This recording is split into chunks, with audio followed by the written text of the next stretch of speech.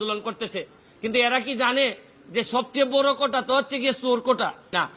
এরপর হচ্ছে গিয়ে এই প্রশ্নপত্র ফাঁসের ঘটনায় কারা কারা অবৈধ সন্তান হিসেবে প্রশাসনে জন্মগ্রহণ করছেন এবং জন্মগ্রহণ করে এখন বিভিন্নভাবে দলীয় তকমা লাগাইয়া ভালো ভালো অবস্থানে আছেন, এইটা আনতে হবে। শুনেন, কোটার জন্য আন্দোলন করে ছাত্ররা, সারা বাংলাদেশের মানুষ কোটার জন্য আন্দোলন করতেছে, কিন্তু এরা কি জানে যে সবচেয়ে বড় কোটা তো হচ্ছে গিয়ে চোর কোটা, এই প্রশ্নপত্র ফাঁসের কোটা। এরা ধরেন অন্যান্য কোটা, মুক্তিযোদ্ধা কোটা, এগুলা নিয়ে আন্দোলন করতেছে, এগুলা নিয়ে আমি বলবো না, এটা আলাদা হিসাব।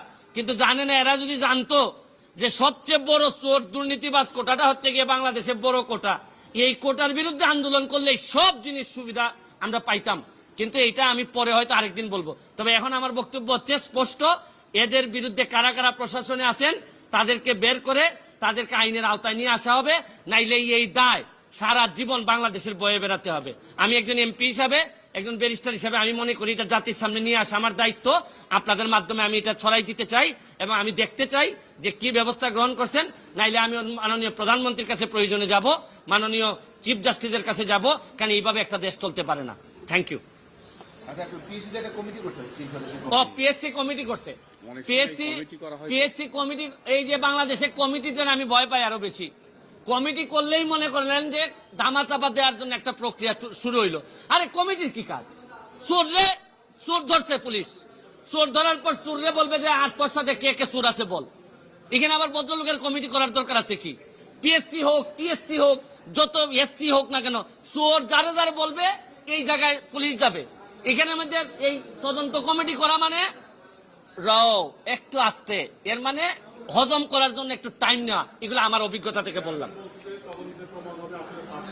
চেয়ারম্যান বলছে, এই চেয়ারম্যানের আন্ডারে ড্রাইভার ছিল না সাদিক সাহেবের আন্ডারে ছিল। তাইলে তদন্ত উনারটা করুক, উনাদের চেয়ারম্যানরা জড়িত ছিল কিনা এগুলা উনারা নিজেরা কিভাবে করলো, প্রশ্ন যাতে পরবর্তীতে আউট না হয় এগুলা নিয়ে তদন্ত হোক। পিএসসি কিভাবে নিজে প্রটেক্টেড হবে এইটার জন্য তদন্ত কমিটি করে তারা তাদের প্রোটেকশন বাড়াক। কিন্তু এর আগে কারা কারা চোর ছিল, দুর্নীতিবাজ ছিল, বাটপার ছিল, এগুলা বের হয়ে আসা জরুরি সবচেয়ে বেশি। Thank you.